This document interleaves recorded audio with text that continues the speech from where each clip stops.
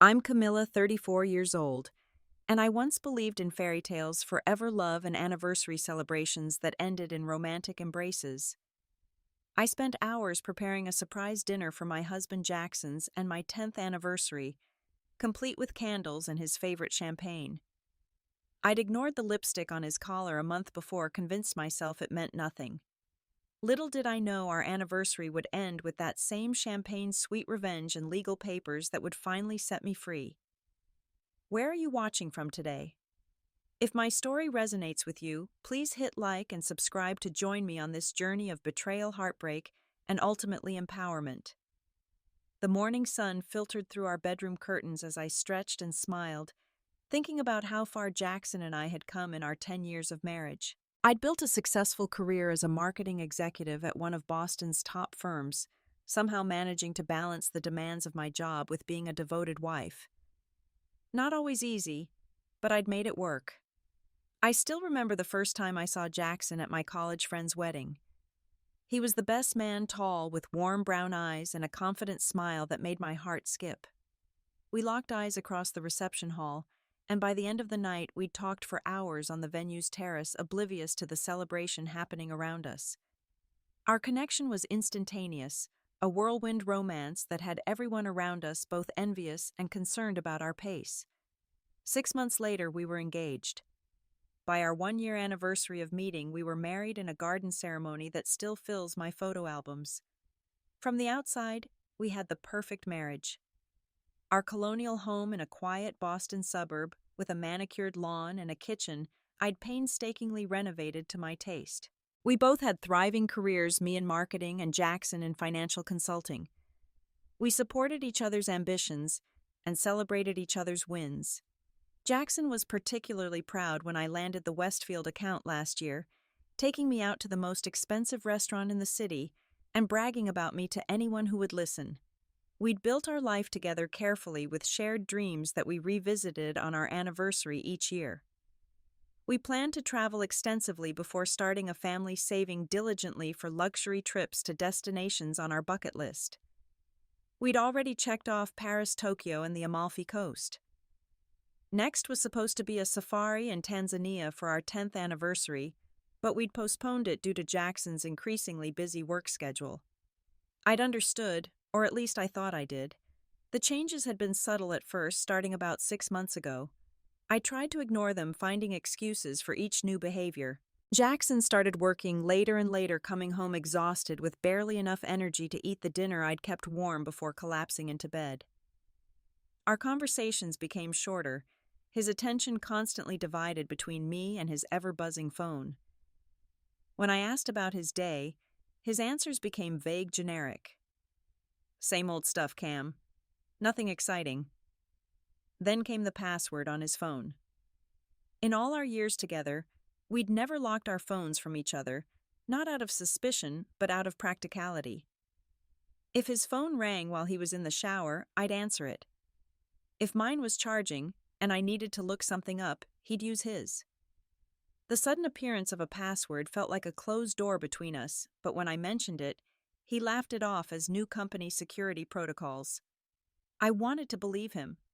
The credit card statements showed charges I couldn't explain.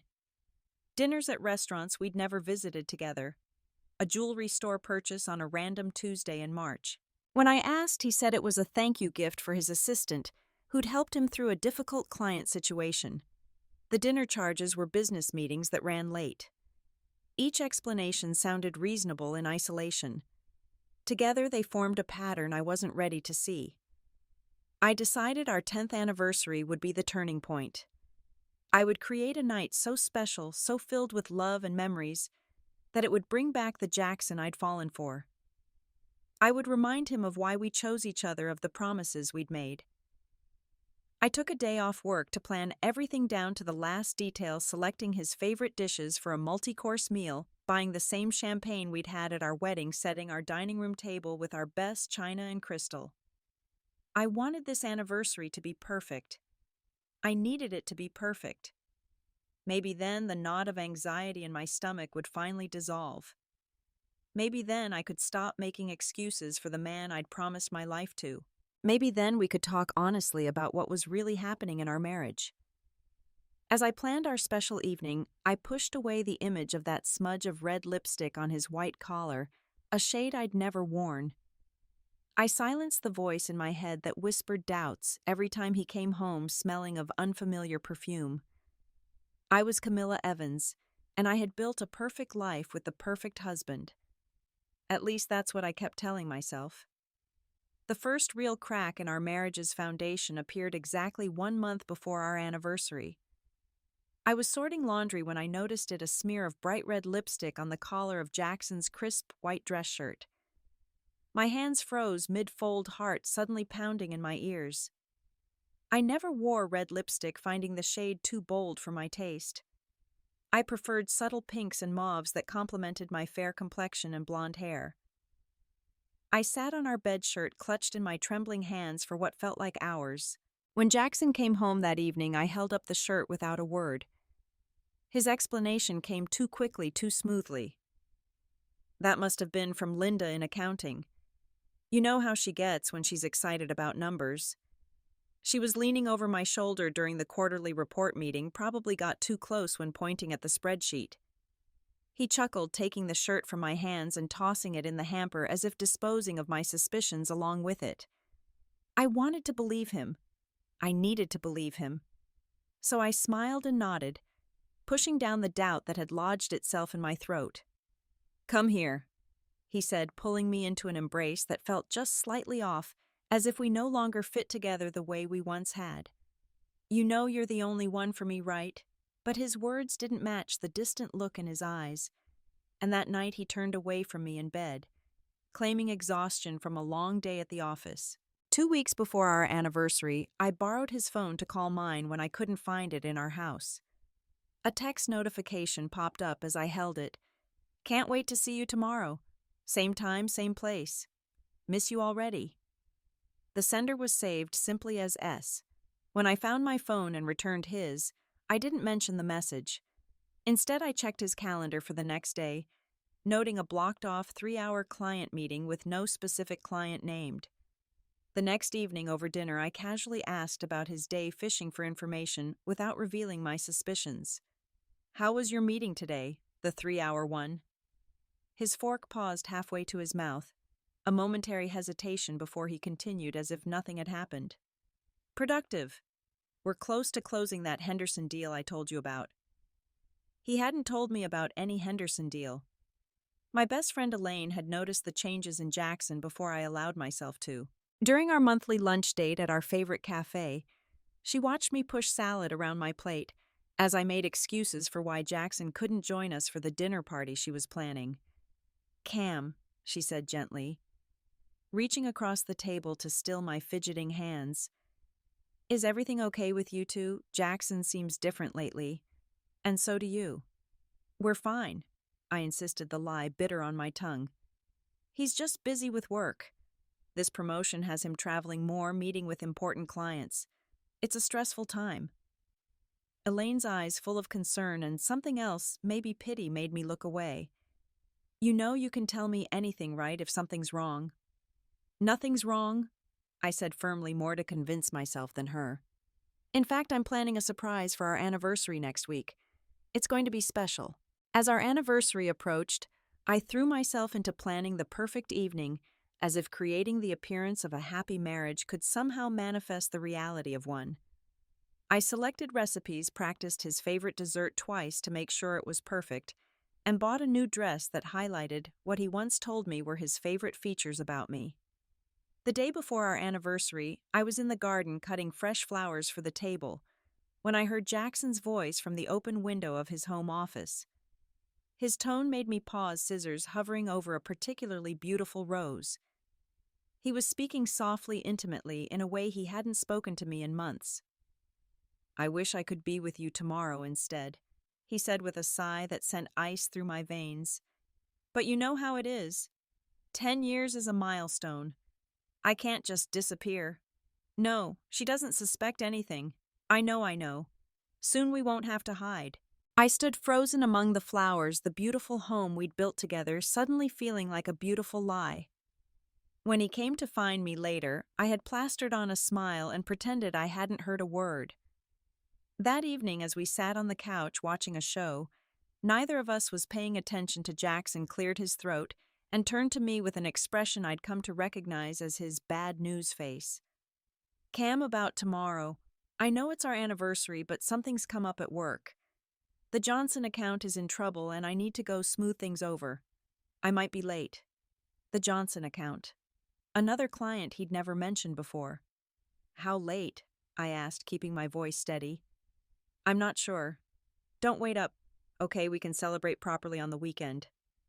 I nodded already, deciding that I would wait up, that I would have his favorite meal ready no matter what time he came home. I would fight for our marriage, even if he wouldn't. I would give him one last chance to choose me. Sure, I said, swallowing my disappointment. The weekend sounds great. That night I lay awake beside him, listening to his even breathing and wondering who he was dreaming about.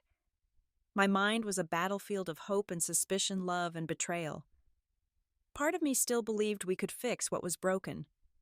Another part was starting to accept that some things once shattered can never be put back together the same way. Tomorrow would be our anniversary. 10 years of building a life together. And despite everything, I still held a flicker of hope that the man I married was still in there somewhere, that he would come home, see what I had prepared, and remember why he had chosen me. On the morning of our anniversary, I woke before sunrise, my mind already racing with all the preparations ahead. I had taken the day off work, a luxury my busy schedule rarely allowed, but this was too important. This was the day I would either save my marriage or finally face the truth I'd been avoiding for months. I slipped out of bed without waking Jackson, watching him sleep for a moment. In sleep, he looked like the man I married, peaceful and unburdened by whatever secrets he'd been keeping. I resisted the urge to reach out and touch his face instead, quietly closing the bedroom door behind me. By the time he came downstairs, I had coffee brewing and was already dressed for the day, trying to appear casual, though I'd spent an hour choosing the perfect outfit, a sundress he'd once told me brought out the blue in my eyes. Happy anniversary, I said, offering him a cup of coffee prepared exactly how he liked it, with just a touch of cream and one sugar. He looked startled for a moment, as if he'd forgotten, but quickly recovered. Happy anniversary, Cam. He kissed my cheek, not my lips, a gesture that felt more obligatory than affectionate. I'm sorry again about tonight. I'll make it up to you, I promise. It's okay, I lied. Work is important. I understand. He left for the office with another perfunctory kiss and a distracted goodbye. I watched his car disappear down our tree-lined street, then set my plan in motion. First stop was the gourmet market across town, where I carefully selected each ingredient for the evening's meal. Filet mignon for the main course, because despite his claims of preferring chicken, I knew red meat was his secret indulgence.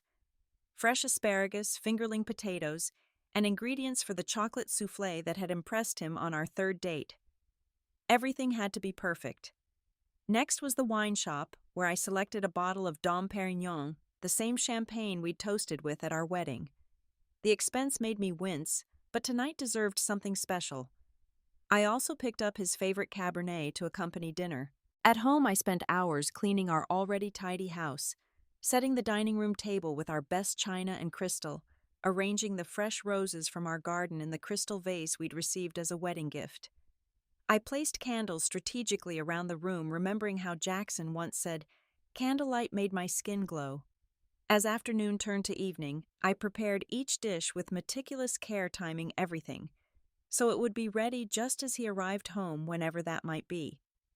While the potatoes roasted in the oven, I went upstairs to change into the new dress I'd bought, a deep blue silk that hugged my figure in all the right places.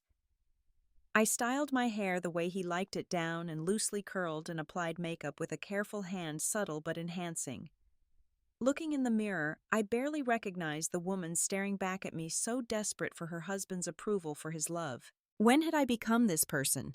When had I started trying so hard for scraps of affection? Returning downstairs to check on dinner, I noticed Jackson had left his iPad on the kitchen counter in his rush to leave that morning. We shared the same Apple ID, something he'd apparently forgotten. As I moved it aside to make room for meal preparation, a notification popped up on the screen. An email confirmation from the Ritz-Carlton Boston for a reservation tonight. My heart stuttered in my chest. The reservation wasn't in my name. I stood frozen, staring at the notification. This was the moment where I had to make a choice: respect his privacy or find the truth. After months of suspicion and doubt, the decision made itself. With shaking hands, I opened the email. The reservation was for tonight, a deluxe king room with a view champagne service included. Under special requests, anniversary celebration for Mr. Jackson Evans and Ms. Sophia Wilson. Sophia Wilson. The name hit me like a physical blow. His new colleague he'd mentioned starting about 8 months ago. The one he described as brilliant, driven, an asset to the team. The one whose name appeared with increasing frequency in his work stories until suddenly it didn't anymore. In a daze, I opened our shared cloud storage account on the iPad. Jackson had always been methodical about organizing our digital life with separate folders for everything: tax documents, vacation photos, home renovation plans. I navigated through them mechanically until I spotted a folder I didn't recognize tucked within several layers of subfolders labeled simply Work Projects 2025. My finger hovered over it for a moment before tapping.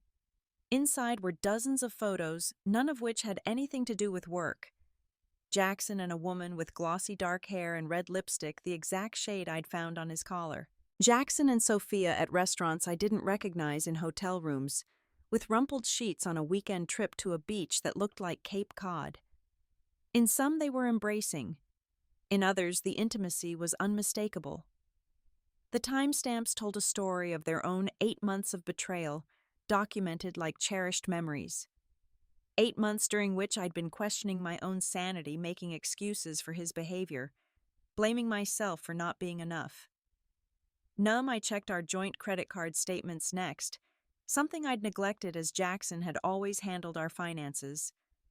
There it was, a pattern of charges that now made perfect, horrible sense. Dinners at intimate restaurants, weekend getaways disguised as business trips, jewelry from Tiffany's that had never adorned my neck or wrists. The most recent charge was from yesterday. A room at the Four Seasons. A rehearsal, perhaps, for tonight's anniversary celebration at the Ritz. As the evidence mounted, something inside me shifted. The hurt and shock gave way to a cold, clear anger that sharpened my thoughts. I had been played for a fool, but no more. Tonight wouldn't be about saving my marriage after all. It would be about saving myself. I carefully documented everything I found, taking screenshots, forwarding emails to my personal account, photographing credit card statements. Then I returned to my anniversary preparations with new purpose. I would still cook his favorite meal. I would still open that expensive champagne. But now I had a different surprise planned for when Jackson finally came home. I put the final touches on our anniversary dinner table, just as the grandfather clock in our hallway chimed 11. Jackson was 4 hours late, but I wasn't surprised anymore. I knew exactly where he'd been and who he'd been with. The dining room looked like something from a romantic movie, candlelight dancing across the fine china and crystal fresh flowers perfuming the air. I'd kept the food warm, determined that everything would be perfect when he arrived. But I'd added one element to the table setting that hadn't been in my original plan: a thick manila envelope placed neatly beside his plate, containing every piece of evidence I'd gathered of his betrayal. When I finally heard his key in the lock, I was seated at the table, poised and calm, the Dom Perignon open and breathing beside me. I'd spent the last several hours cycling through rage, heartbreak, and finally a strange sense of clarity. I knew what I had to do. "Cam, you still up?"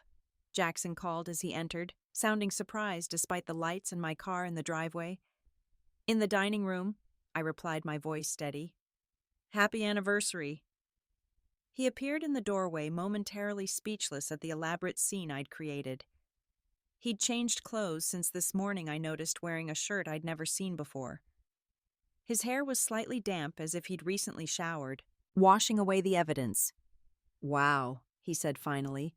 a flicker of guilt crossing his features before his practiced mask of affection slipped into place.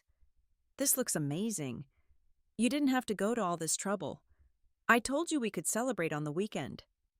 It's our 10th anniversary, I said simply. It deserved the effort. Come sit down. The food's ready. He hesitated for a moment before joining me at the table, loosening his tie as he sat. I'm sorry I'm so late. The Johnson situation was more complicated than I expected. The lie rolled so easily off his tongue that I almost admired his skill.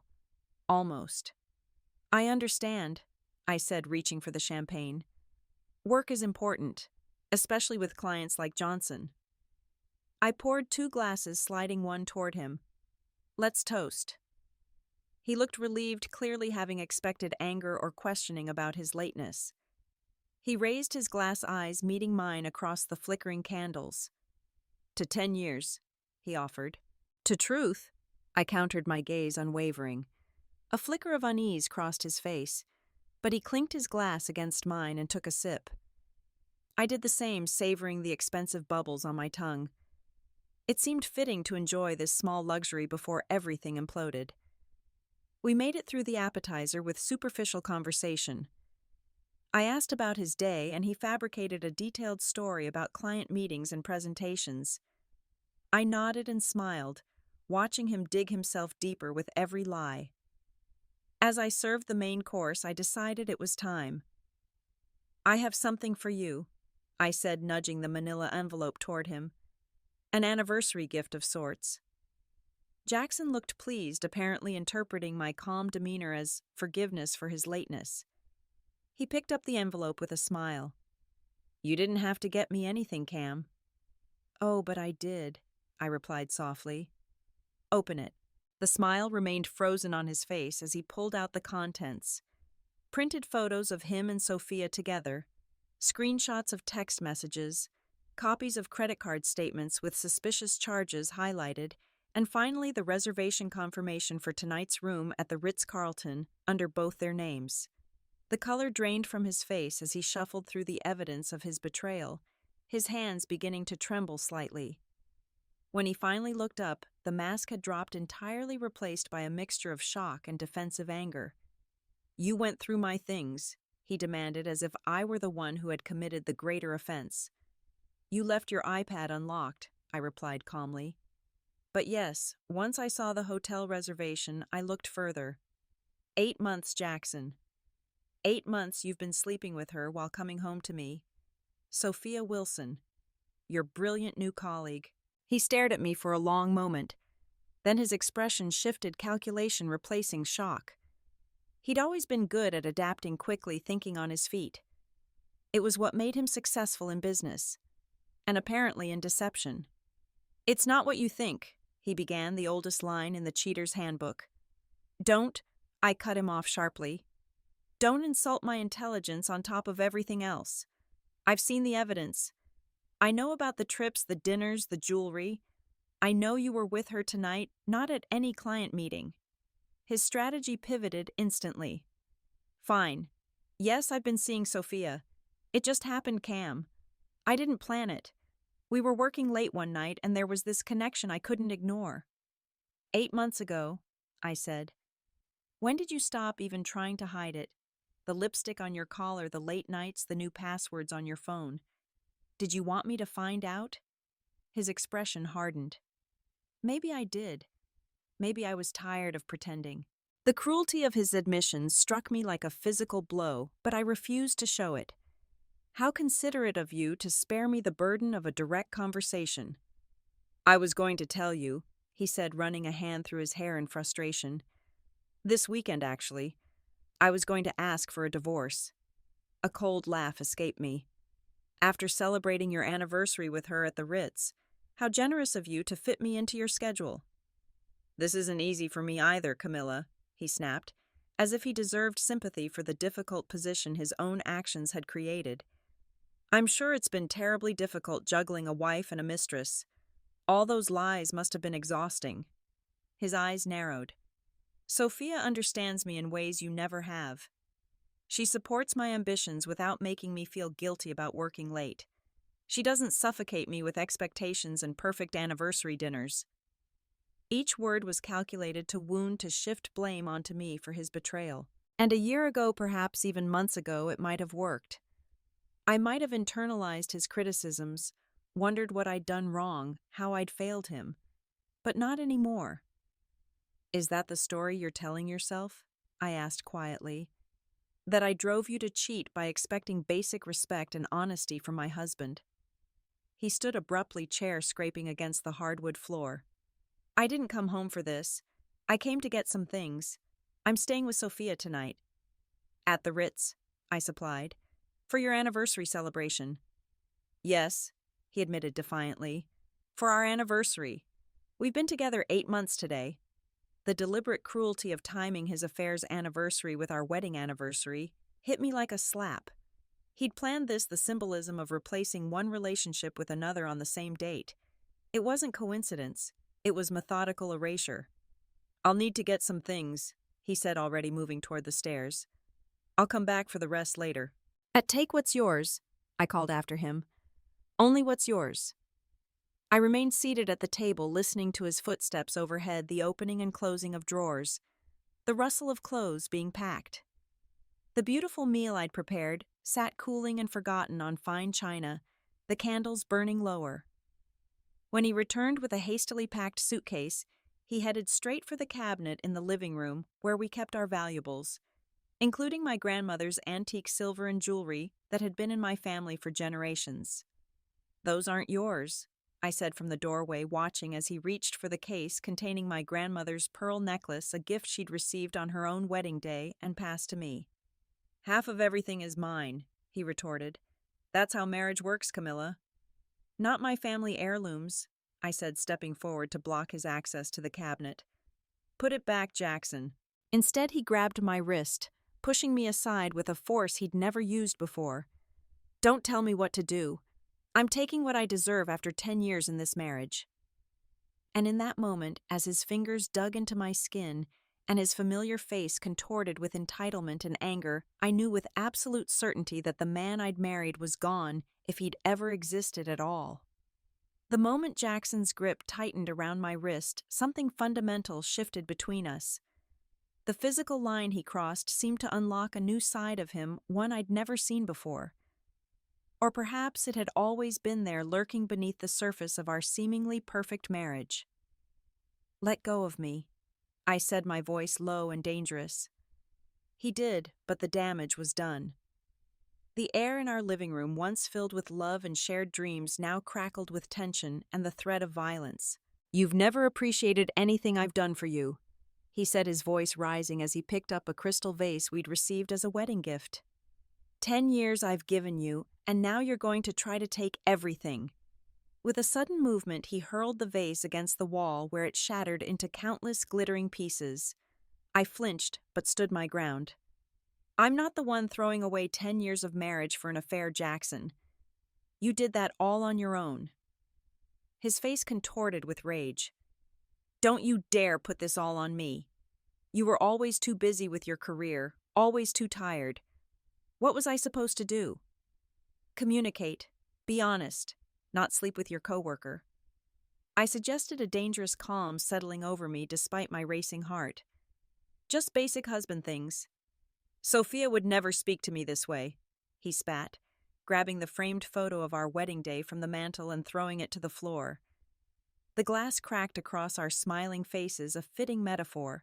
I'm sure she's absolutely perfect, I replied, watching as he systematically began destroying the mementos of our life together. The anniversary gifts I'd bought him lay discarded on the dining room table, still unwrapped. He swept them to the floor with one angry gesture. She understands ambition. She's going places. She's younger, more exciting, more supportive. Each comparison was punctuated by the destruction of another object, another memory. I watched him rage through our home, transforming from the polished financial consultant who charmed clients into someone I barely recognized. When he grabbed our wedding album and moved to throw it into the fireplace, I stepped forward. That's enough, Jackson. Take your things and leave. Don't tell me what to do in my own house, he shouted, rounding on me with his hand raised palm open in a gesture that made his intentions unmistakable. For a terrible moment, we both froze in the tableau of what our marriage had become. Him with his hand raised to strike me bracing for an impact that would destroy the last illusion between us. I didn't wait to see if he would follow through. I turned and ran for the bathroom, locking the door behind me just as his footsteps thundered after me. The solid oak door shuddered as his fist pounded against it. "Open this door, Camilla," he demanded, his voice barely recognizable through his rage. "We're not finished talking." With trembling hands, I pulled out my cell phone and called Elaine. She answered on the second ring, her voice thick with sleep. It was nearly midnight. "Cam, what's wrong?" "Jackson's lost it," I whispered, flinching as something heavy thudded against the bathroom door. "He's destroying the house. He tried to hit me. I'm locked in the bathroom." "I'm calling 911 right now," she said, immediately fully awake. "Stay on the phone with me." "Are you hurt?" "Not yet," I said, trying to keep my voice steady as Jackson continued his assault on the door. The hinges were starting to strain under the force of his attacks. "Camilla, I swear to God, if you don't open this door..." His threats became more graphic, more frightening with each passing minute. "I'm on my way," Elaine said. "The police are coming too. Just stay put and stay on the phone." Jackson's attack on the door suddenly ceased, and for a moment I thought perhaps he'd come to his senses. Then I heard a new sound, the clinking of metal against metal. He was trying to pick the lock. "Hurry," I whispered into the phone, moving to brace myself against the door as the lock began to turn.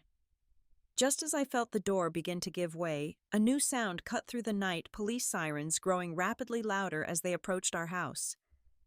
Jackson swore violently, and I heard his footsteps retreat. Through the bathroom window, I saw flashing blue and red lights illuminating our front yard.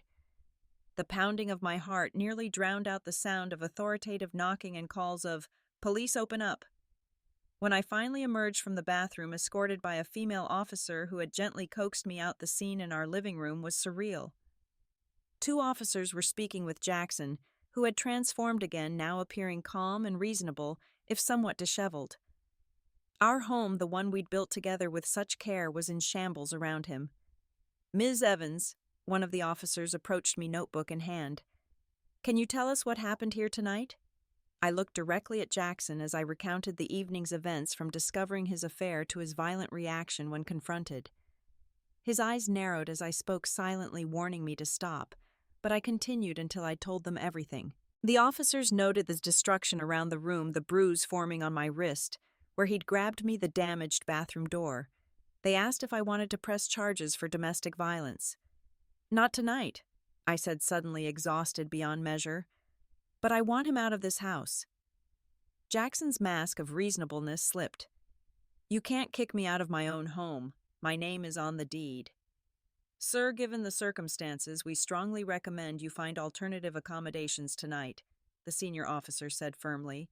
"You can sort out property matters through legal channels." "This is ridiculous," Jackson protested.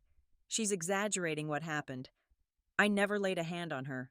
The officer glanced pointedly at my wrist, where finger-shaped bruises were darkening against my skin. "Sir, I won't ask again. Gather some essentials and leave the premises, or we can continue this conversation at the station."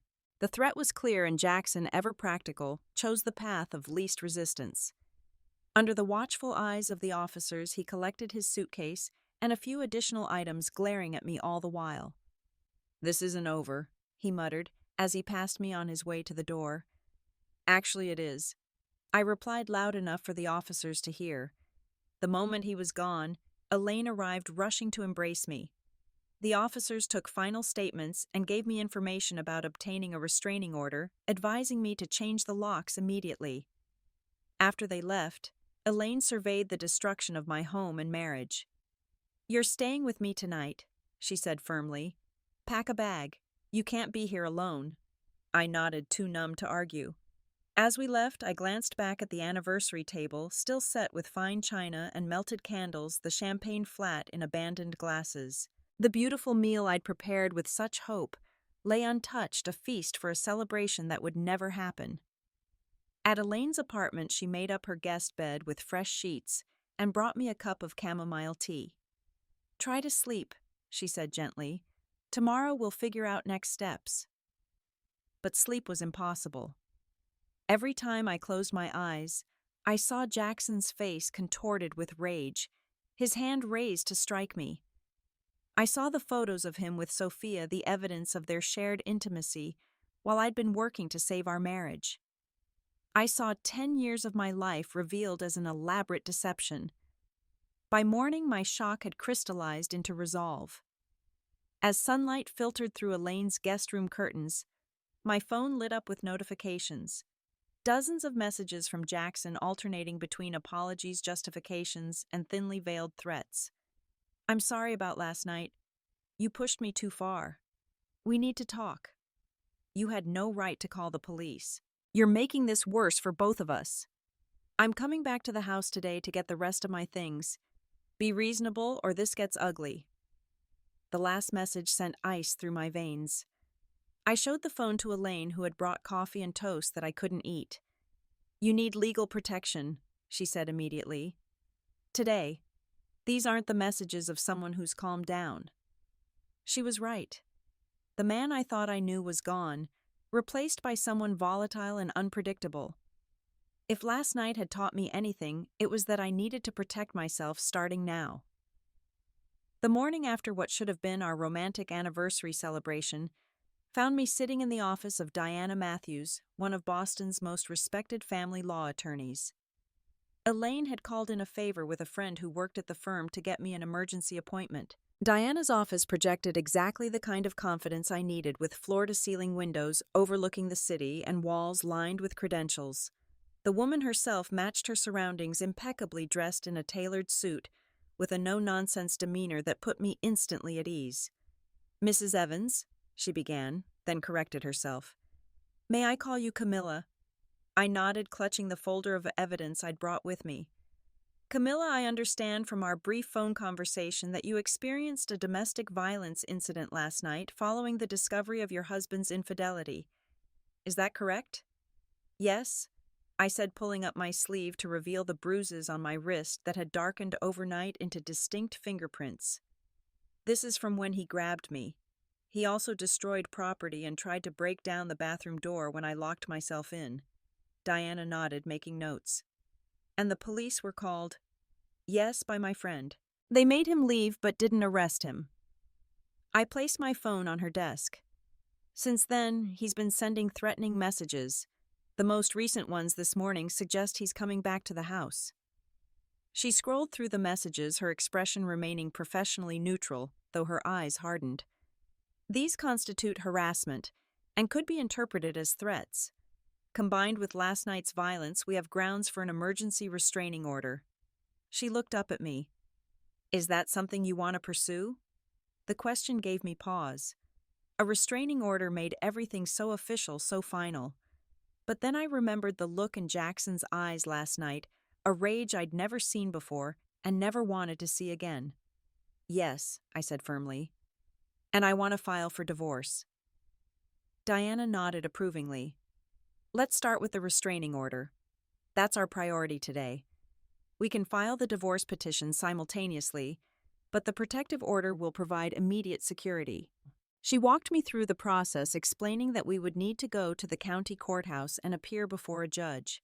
The emergency order, if granted, would be temporary, but would provide immediate protection. "Bring everything," she advised. "The photographs of your injuries, screenshots of the threatening texts, the police report from last night. The more documentation we have, the stronger our case."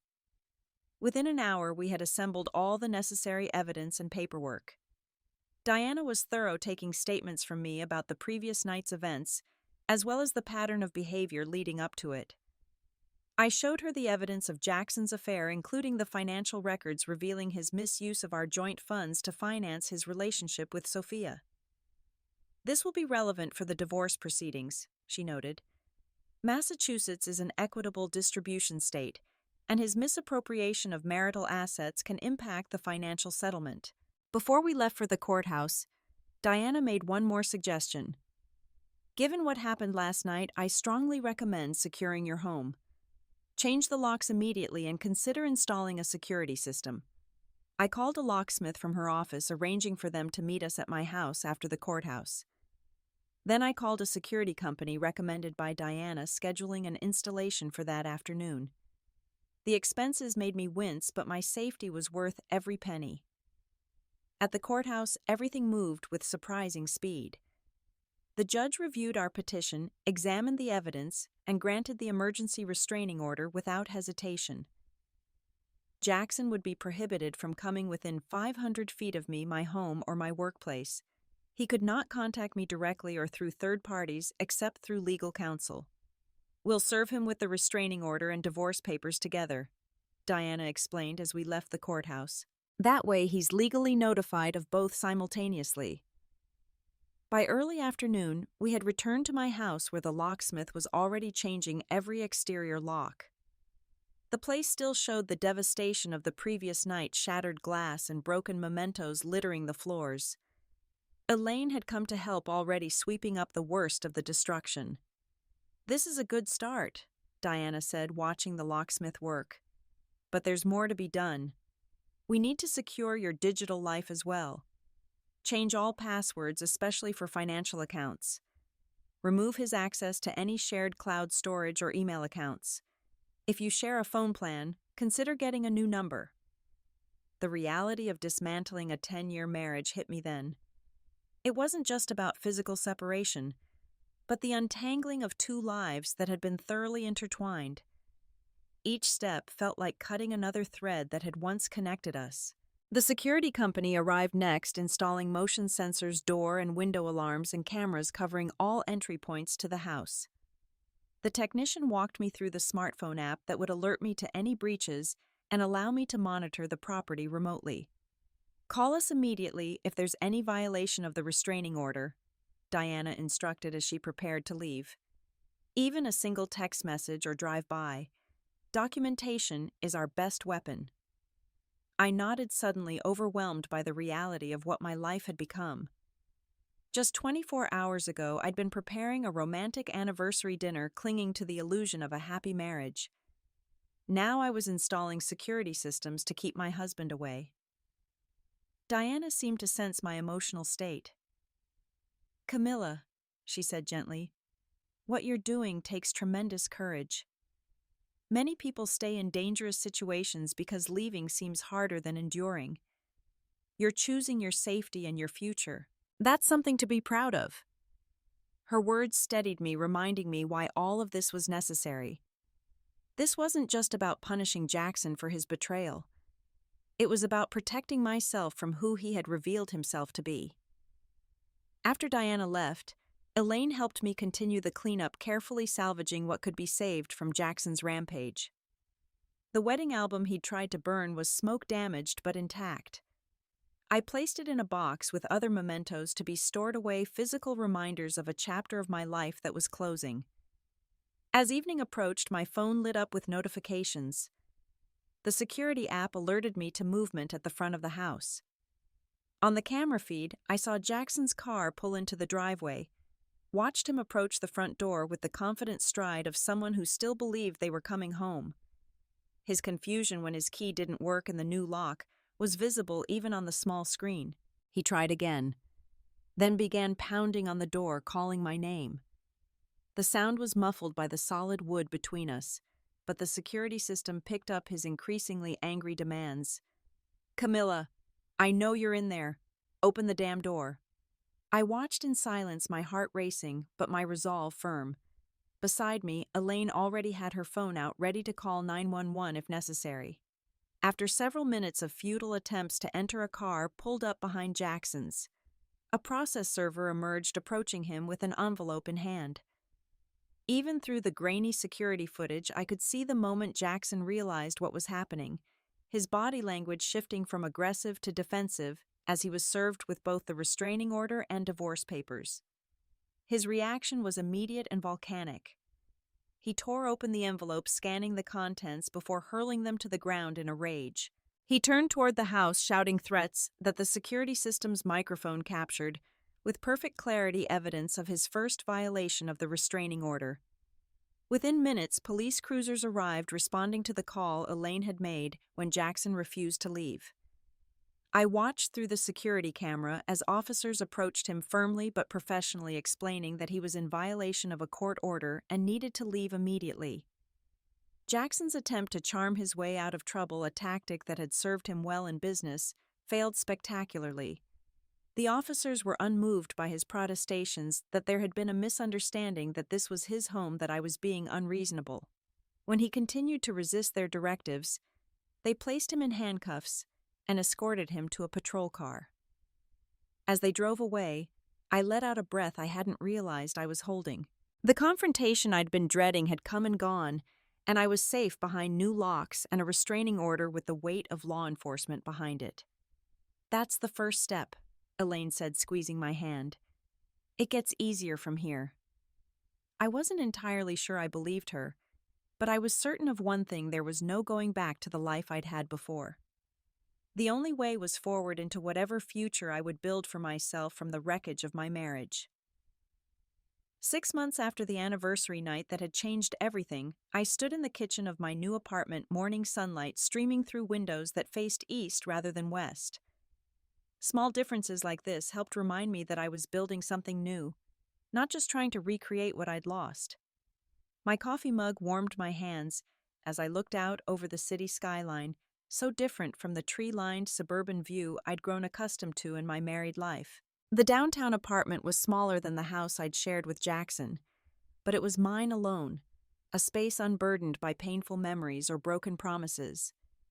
The journey to this moment of relative peace had been neither quick nor easy.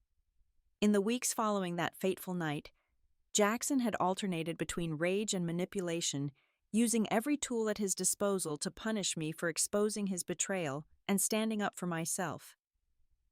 After his arrest for violating the restraining order, he'd been released on bail with stricter conditions, including ankle monitoring, to ensure he maintained the required distance from me. Rather than serving as a wake-up call, this escalation only fueled his determination to make the divorce as difficult as possible. Through Diana's skilled legal counsel, I discovered that Jackson had been systematically hiding assets for months, preparing for a divorce on his terms. He'd moved money to accounts I didn't know existed, understated his income to minimize potential support payments, and even transferred ownership of our vacation property to his brother in a transparent attempt to keep it out of the settlement. Each revelation should have hurt, I suppose, but instead they only confirmed what I already knew. The man I'd built a life with had never truly existed. The real Jackson was the one I was seeing now, vindictive and calculating when he didn't get his way. My weekly therapy sessions with Dr. Marshall helped me process not just the traumatic ending of my marriage, but the patterns that had led me to ignore red flags for so long.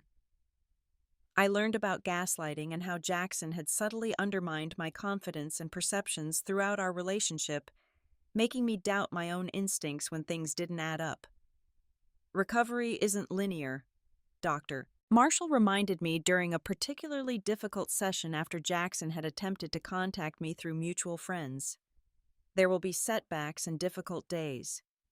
The important thing is that you're no longer trapped in a cycle of abuse and deception. She was right. Despite the legal battles and occasional nightmares about that night, I was healing. I'd reconnected with friends Jackson had subtly isolated me from over the years, women whose independence he'd seen as threatening to his control.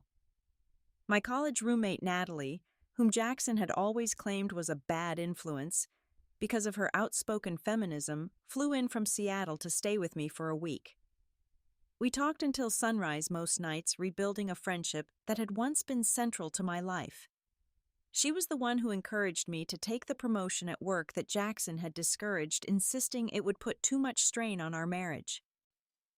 "He never wanted you to outshine him," Natalie observed as we shared a bottle of wine on my new balcony. "That's why he hated me so much. I always saw your potential." My family rallied around me in ways that surprised and touched me. My mother, who had sensed something was off in my marriage, but respected my privacy too much to pry, flew in from Arizona to help me move into my new place.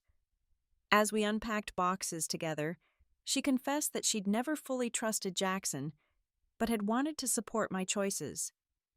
"I see so much of myself in you," she said carefully, arranging my grandmother's china in the new cabinets. "I stayed with your father for 10 years too long because I thought loving someone meant accepting less than you deserve." It was the first time she'd ever spoken so candidly about her own divorce, a parallel journey that gave me both perspective and hope. If she had rebuilt her life in her 50s, surely I could do the same in my 30s. The divorce proceedings continued to move forward, complicated by Jackson's attempts to delay and obstruct at every turn. Diana was worth every penny of her considerable fees, methodically countering each of his maneuvers with evidence and legal expertise. When he claimed he couldn't afford the temporary support ordered by the court, she presented records of his recent luxury purchases. When he argued that his affair had no bearing on our divorce, she demonstrated how he had used marital assets to finance his relationship with Sophia. Speaking of Sophia, her starring role in the drama of my marriage's collapse proved surprisingly short-lived. 3 months after our confrontation, I heard through mutual colleagues that she had ended their relationship after witnessing Jackson's behavior during a court hearing where they'd both been called to testify about financial matters. Apparently his charm had worn thin for her as well, once she'd seen the mask slip, revealing the entitled, volatile man beneath. According to office gossip, the final straw came when he'd berated her in the courthouse parking lot for not corroborating his version of events about certain expenditures, his public loss of control reminiscent of what I'd experienced that anniversary night. I felt no satisfaction at this news, only a weary recognition that Sophia had learned the same painful lesson I had, just more efficiently. She'd escaped after 8 months what had taken me 10 years to see clearly.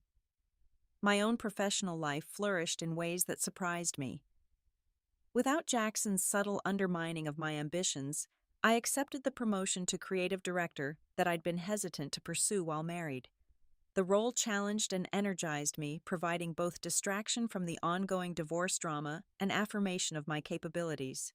My team responded enthusiastically to my leadership style, and the clients I'd worried might follow Jackson's narrative about our split instead rallied around me. Westfield, our biggest account, specifically requested that I continue to lead their campaigns.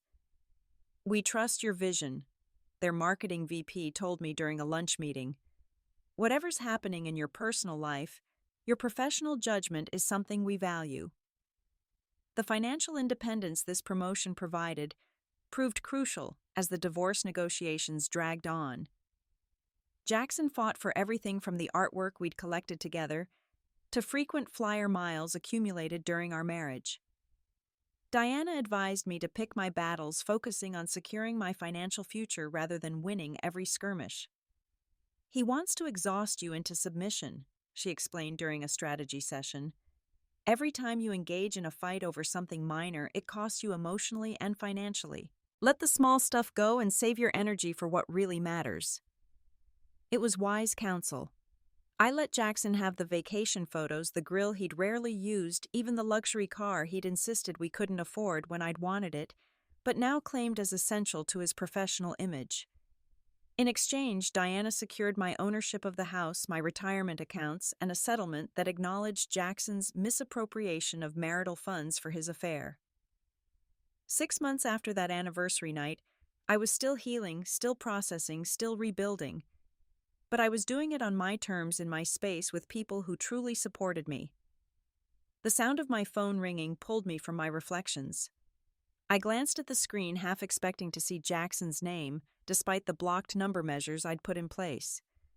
Instead, it was Martin from the art gallery downtown, where I'd recently submitted some of my photography, a hobby Jackson had always dismissed as a waste of time. "Camilla, great news." Martin's enthusiastic voice came through the speaker. "We've sold your Sunset series to a corporate client. They want to commission more pieces for their new downtown offices." As I hung up from the call, unexpected tears filled my eyes. Not tears of sadness or grief, but of something I hadn't felt in a long time: genuine pride in myself and excitement for possibilities that were entirely my own.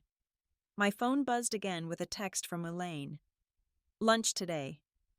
New Thai place opened near your office. I texted back a quick confirmation, then turned to get ready for my day. In the bedroom, I passed the framed quote Natalie had given me when I moved in, words that had become something of a mantra during this transition. Rock bottom became the solid foundation on which I rebuilt my life. That anniversary night had indeed been my rock bottom, the moment when everything I thought I knew about my marriage and my life had shattered beyond repair. But from those fragments, I was building something stronger, truer, and wholly mine. Today marks 1 year since the anniversary night that ended my marriage and began my journey toward healing. As I sip my morning coffee on the balcony of my downtown apartment, watching the city come alive below, I can hardly believe how much has changed, how much I have changed in 12 months. The divorce was finalized 3 months ago, a thick packet of legal documents formally ending the 10-year relationship that had once been the center of my identity. Diana had prepared me for the emotional impact of that final court date, but I was surprised by what I actually felt as I walked out of the courthouse. Not grief or regret, but a profound sense of lightness, as if I'd set down a burden I'd been carrying for years without realizing how heavy it had become. My healing journey hasn't been a straight line. There have been setbacks, difficult days when memories ambush me, or when I question my own judgment for not seeing the truth sooner. My therapist, Dr. Marshall, helped me understand that this self-doubt is a natural part of recovering from emotional abuse and betrayal.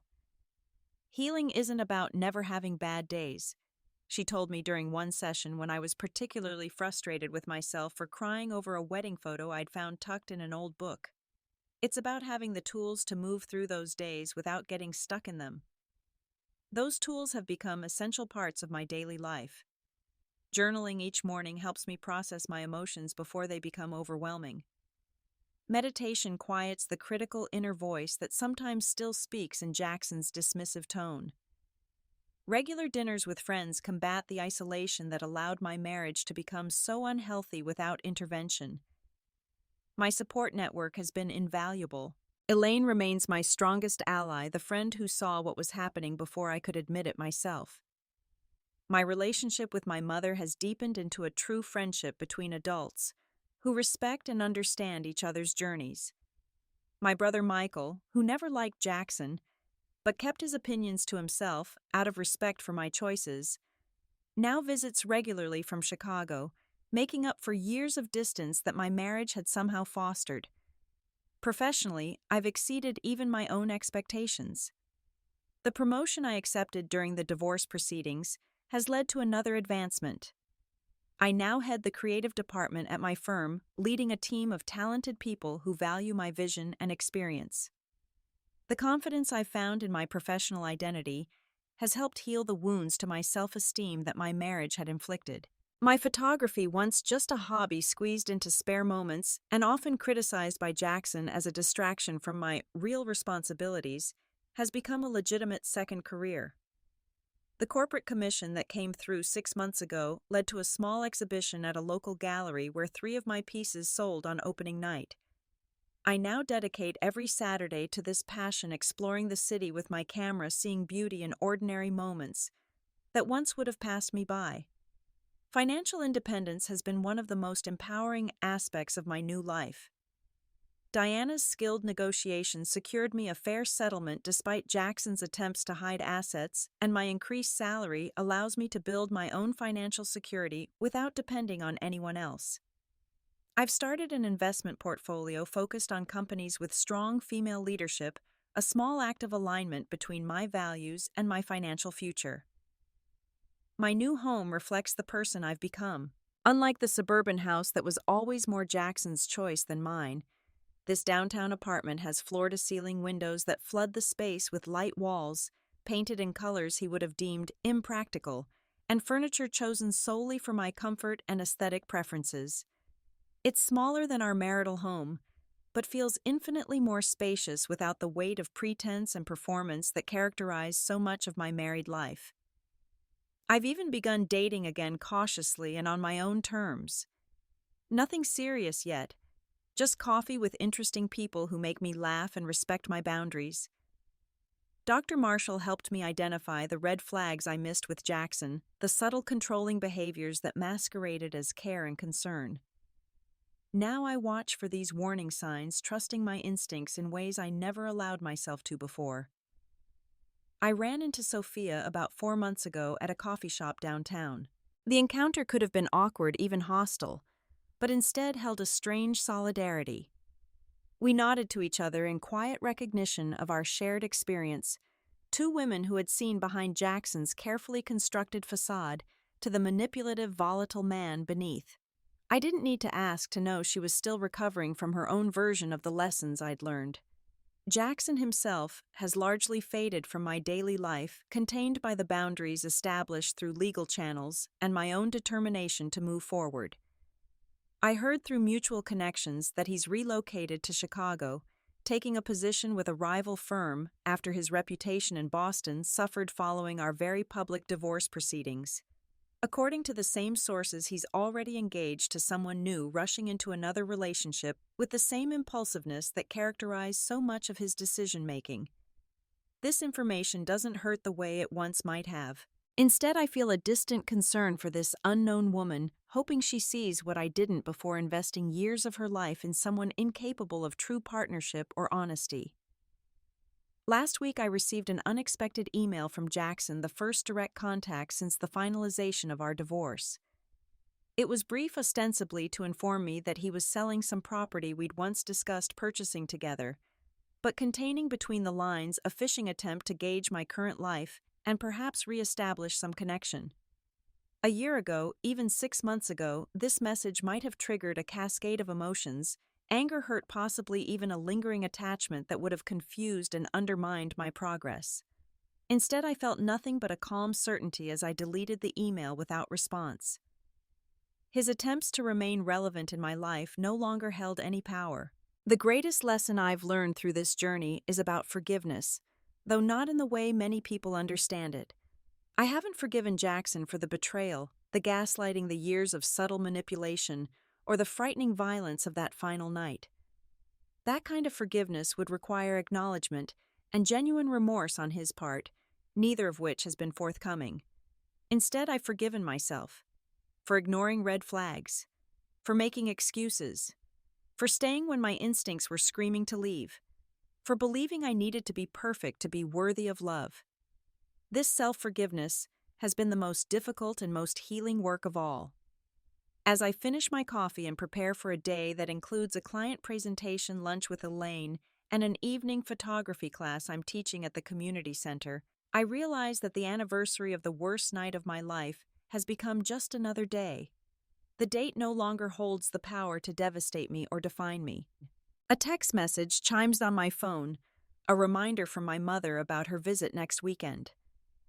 We're planning to try a cooking class together, something neither of us would have made time for in our previous lives. These small joys, these connections rebuilt and strengthened, are the true measure of my recovery. The woman who stood trembling in a bathroom 1 year ago, listening to her husband's rage through a locked door, is still part of me. But she's no longer all of me, or even the most important part. She was the catalyst for a transformation that has revealed strength, resilience, and possibilities I never knew I possessed.